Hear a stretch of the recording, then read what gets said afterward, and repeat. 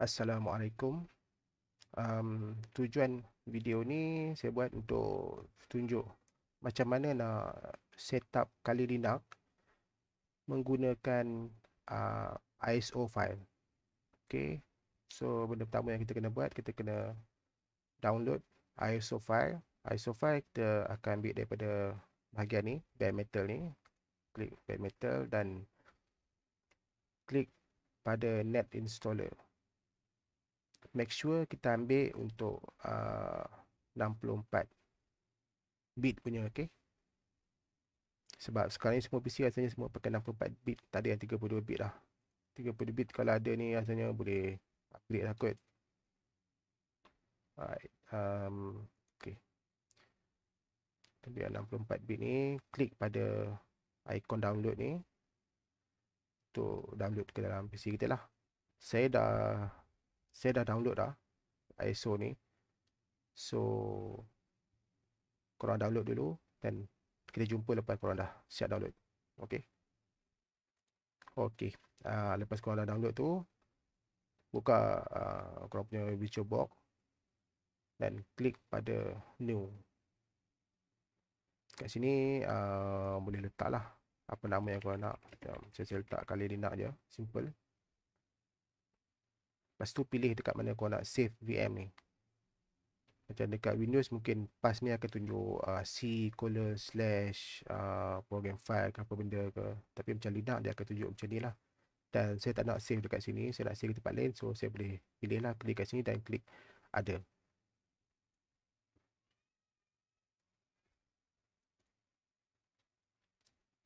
Okey, saya akan letak dalam folder ni /bambam/vm. Dan disebabkan sebelum ni saya pernah ada create Kali Linux juga. So saya tak nak mess up saya punya benda-benda yang dah saya pernah set up. So saya akan buat folder baru. Dan saya akan gunakan folder baru ni lah. Choose. So dia akan tunjuk macam ni. Okey. Dekat sini just boleh ambil type Linux dan version Linux lah. Ni macam generic lah. Sebab rasanya Kali Linux tak ada kot dalam ni. Memang tak ada. So just ambil macam ni je. Okay. Klik next. Dekat sini Kali saja kita gunakan 2 gig untuk memory. So kita setkan 2 gig 048. 2048 ni maksudnya 1024 ni 1 gig. So kalilah 2 dapat 2048. Tu klik next. Dekat sini kita akan create virtual hard disk. Untuk Kali Linux, orang Kali sendiri dia suggest sekurang-kurangnya 20 gig. So nak sedap sikit kita set lah 25 ke macam tu. Okay. Create. Pilih VDI. Klik next. Ambil dynamically allocated. Dynamically allocated ni maksudnya kalau kita set contoh 25 gig, dia takkan terus ambil 25 gig daripada kita punya hard disk. Dia cuma akan letak marker macam okey, VM ni akan guna 25 gig maksimum dia. So bila kita install tu katalah Kali Linux install dengan size 2 gig ataupun 10 gig. So 10 gig saja actual size yang dia akan guna dekat hard disk kita lah. Kalau kita ambil fixed size ni dan kita setkan 25 gig untuk installation, VirtualBox akan terus assign 25 gig daripada hard disk kita untuk VM ni. So sebaiknya ambil yang dynamically allocated ni lah. Klik next. Dan set berapa besar kita nak. Macam tadi saya cakap 25 kan. Oops, 25. Okay. Klik create. Okay. Dia dah keluar macam ni. Dia dah create lah VM kita. Tapi ini VM kosong tau. Macam PC yang kosong yang belum kita install apa-apa lagi. Okay. So klik dekat sini, optical drive empty ni, kat bawah storage ni. Klik dekat sini dan macam ni saya pernah set up. So ada dia punya installer lah kat sini. Kan kalau yang belum tu just klik choose a disk file. Lepas tu cari dekat mana yang kita save kita punya file tu dan open. Macam ni saya letak kat sini. Klik open. Okay, dia akan jadi macam ni. So ni konon-konon macam CD yang kita masukkan dekat PC kita untuk nak install Kali Linux lah. Right. Okay, sekarang kita klik start untuk mulakan proses installation.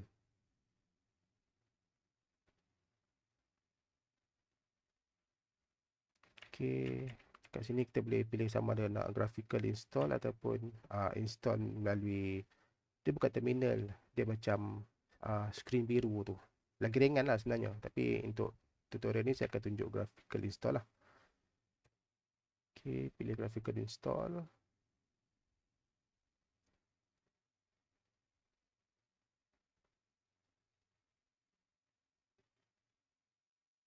Okay, pilih bahasa.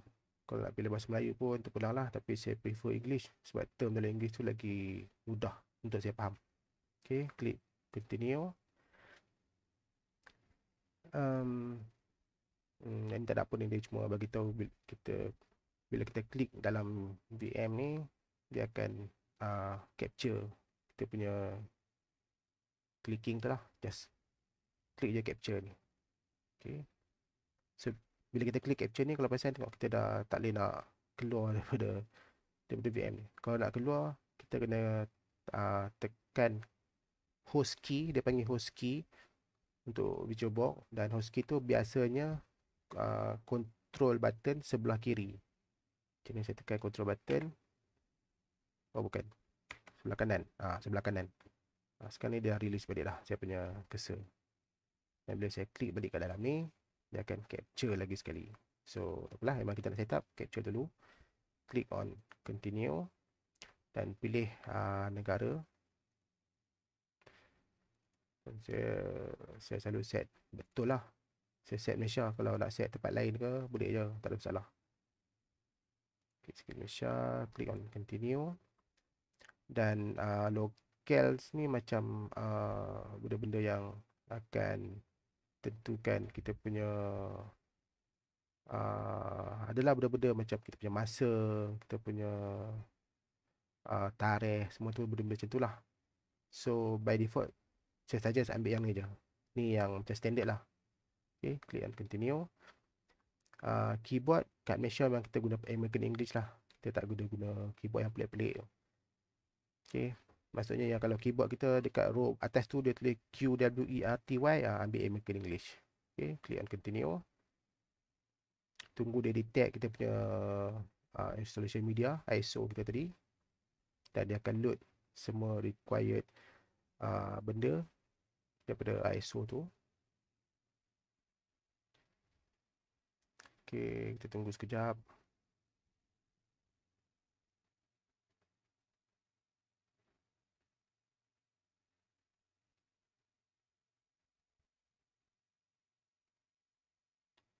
Okay, macam ni host name, maksudnya nama PC yang nama PC kita tu lah, kita nak setkan apa. Macam ni by default dia setkan Kali, kita nak ubah apa-apa ikut kita lah. Macam mana konon-konon nak tulis hacker PC, tu ikut suka lah, tak kisah. Contoh saya letak hacker PC, continue. Domain name ni tak payah letak, tak penting sebab kita bukan nak buat server kan, so tak kisah, so tak payah letak. Continue. Okay, dia akan minta kita create user untuk VM kita ni. Terpulang lah nak pakai nama apa, macam saya pakai nama, kita letak Kali lah, senang. Kalau nak letak nama lain pun boleh, Ahmad ke Abu kan, Ahmad Khalid ke, ikutlah, Ahmad Khalid lah kan. Continue. Username pun saya letak Muhammad Khalid. Password, pilihlah password apa yang password secure untuk korang kan. Terpulang lah. Macam saya letak password yang secure gila lah password ni. Okay, klik on continue. So dia akan detect disk kita untuk kita nak partition apa semua. So saya suggest just guna use entire disk. Yang lain-lain ni nanti bila dah lama, dah faham, baru guna. Tak awal-awal ni tak payah, pakai yang atas ni je. Okay, continue. Okay, ni dia tunjuk hard disk yang kita dah letak tadi 25GB tadi kan. Tapi sebab kiraan dalam komputer ni macam lain sikit, so mungkin dia akan tunjuk lebih sikit lah. Sebab tak payah cerita lah betul, detail sangat, nanti takut pening. So just click continue dan pilih je all files in one partition. Yang lain-lain ni pun bagus, tapi macam dia cakap lah, yang pilihan atas ni recommended for new users. So just pilih yang ni dulu. Yang lain-lain ni nanti kalau dah faham, baru boleh guna.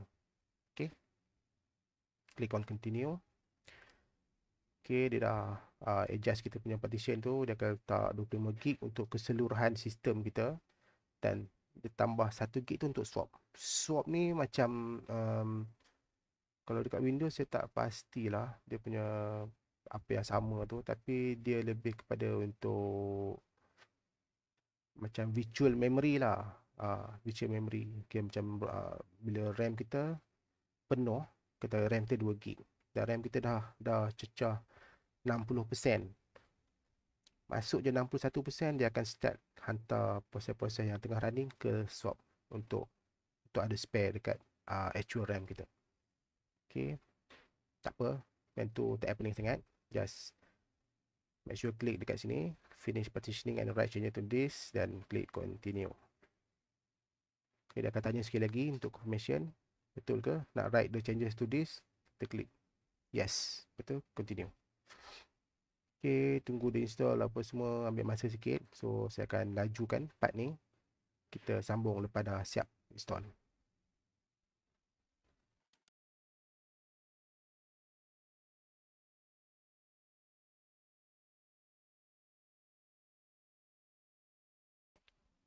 Alright, base installation dia dah set up. Sekarang ni dia tanya kita untuk pilihan software yang kita nak. Okay, yang part atas ni, 3 benda ni, XFCE, GNOME dengan KDE Plasma ni desktop environment. So benda ni akan tentukan kita punya interface tu macam mana rupa dia punya button-button dia apa semua. Okay. By default kali saja XFCE lah, sebab ini yang paling ringan lah. GNOME dengan KDE ni agak berat. So pilih saja XFCE ni. Lepas tu yang tools semua ni, kalau kita install semua, dia akan set up, kalau tak silap saya, dalam 15GB. So tadi kita dah set 25GB kan, so cukup lah. So just pilih je semua ni. Lepas tu klik continue. Okay, dia akan start install semua benda yang perlu. Macam tadi juga, saya akan lajukan part ni, dan kita jumpa sambung lepas ni, lepas dah siap. Okay.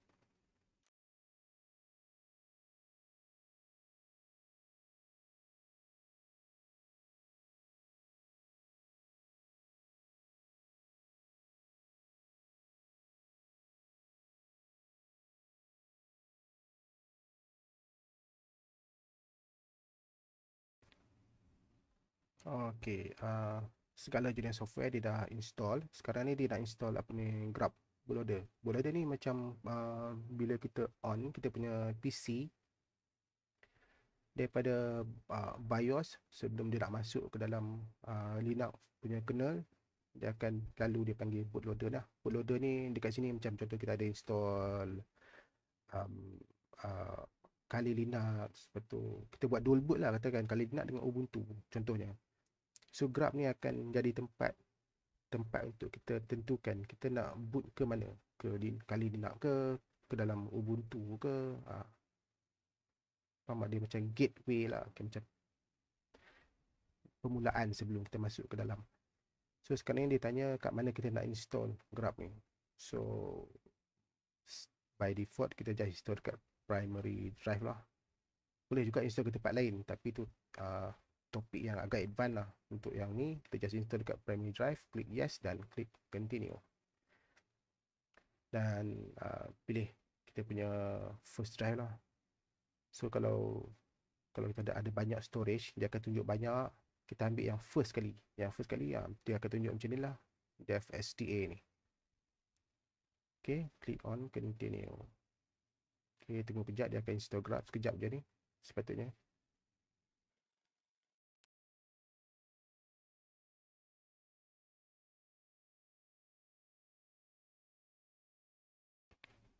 Alright, dah siap dah installation ni.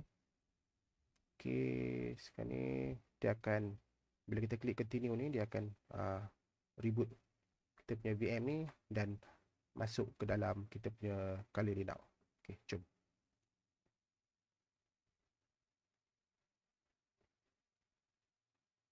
Okay, ni dia tengah reboot.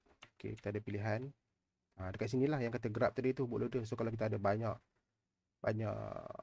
OS dalam ni, ada Kali ke ada Ubuntu, dan dia akan nyalakan dekat sini.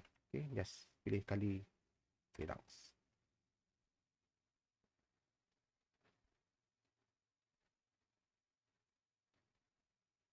Okay, dah masuk. Sekarang ni login lah guna username yang kita create tadi. Tadi saya create apa? Muhammad Khalid kan? Aku tak silap. Dan password yang sangat secure. Login. Alright, dah siap. Saya buat full screen, bagi nampak cantik sikit. Okay, dah siap. Sekarang ni kita boleh check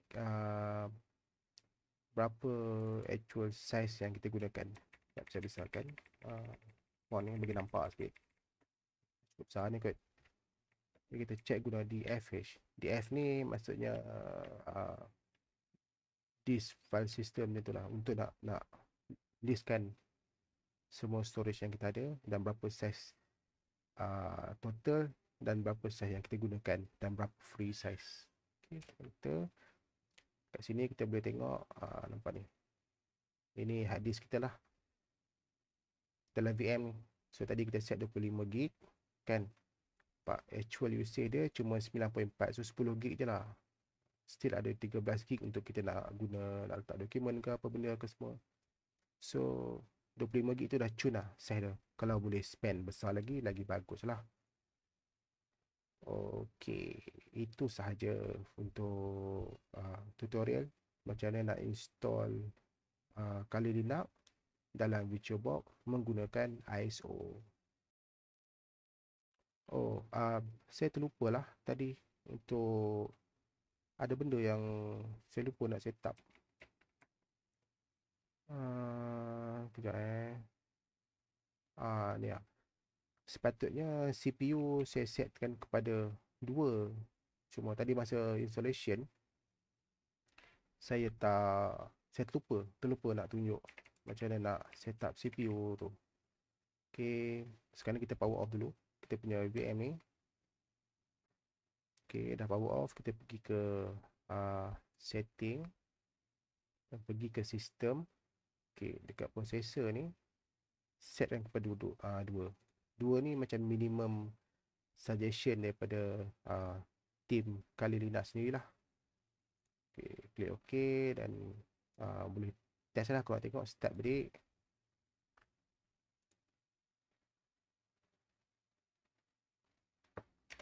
Okay.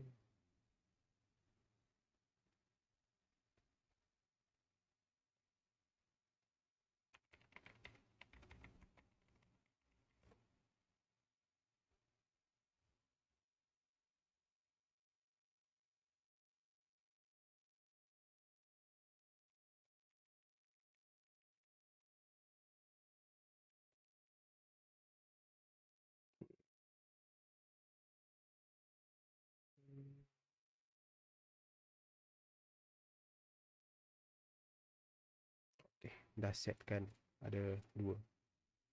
Okay lah, sebab kalau satu rasanya dia akan jadi macam bottleneck lah. Okay, itu saja. Selamat mencuba. Bye bye.